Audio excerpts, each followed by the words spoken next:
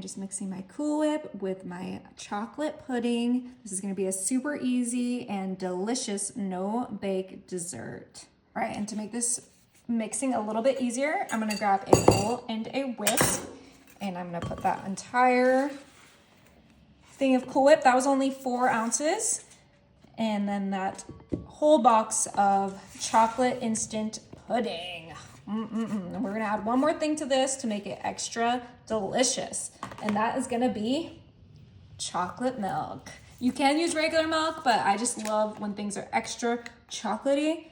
And this is a chocolate lover's dessert. Okay, we did about half of this, which is 8 ounces of our, bring in that whisk.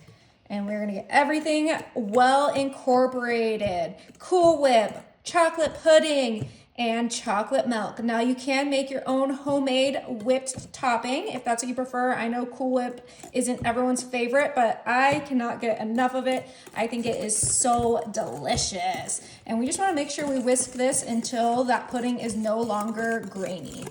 All right, this is ready. It's so thick and delicious. It smells incredible.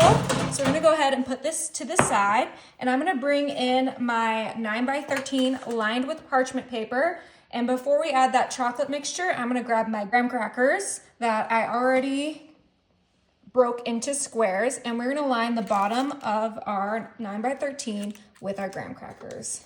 All right, we did have to half some of those squares, but this is ready for our chocolate layer. And we're gonna kind of just like do little scoops so that we don't mess up those graham crackers, just like that. So just be careful of that as you are getting your layer on there. All right, that looks beautiful. We're gonna go ahead and put this to the side because we have one more layer we're gonna make. So I'm gonna grab another bowl, and inside my bowl, I'm going to add our Jet Puff Marshmallow Cream. And this is the 7-ounce jar. We're gonna try to get all of this out. It is sticky, so you gotta be careful when you're working with this. You don't want your whole kitchen to be sticky from this delicious marshmallow fluff. All right, let's get this all in there. Got that last little bit out. Yummy. Now to make this less sticky and more delicious, I'm going to add a block of softened cream cheese right into our marshmallow fluff. And then for this one, you do have to get your electric hand mixer out because that cream cheese can be tough to mix in. So let's go ahead, get that in, turn it on, and let's start slow and steady. Ooh, she is sticky and delicious. It's already working.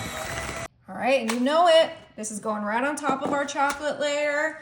Kind of do the same thing we did with the pudding Cool Whip mixture with our cream cheese marshmallow fluff so that we can get it nice and spread out. Yummy. All right, let's get this done. All right, I think this looks pretty good. Now we're gonna go ahead and add more of our graham cracker squares right on top of that marshmallow layer. Super quick. All right, and this is ready for the freezer. Now we're gonna put this in the freezer until it's fully hardened. All right, you guys, I left these in the freezer overnight, and we're just gonna be able to pop it right out of the pan because we have that parchment paper, and I'm actually gonna flip it onto my cutting board to make it super easy to peel back that parchment. Oh my gosh, I'm so excited to try these. Oh, it looks so good. Look at that. So this is my rendition of a frozen s'more. So great, you know, for the hotter days coming up, but honestly, you can make these year round. And we're just gonna cut right through the squares, just like so. Okay. Grab your little serving platter.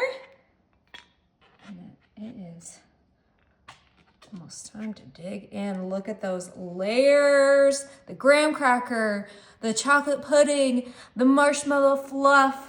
I cannot wait to give these a try.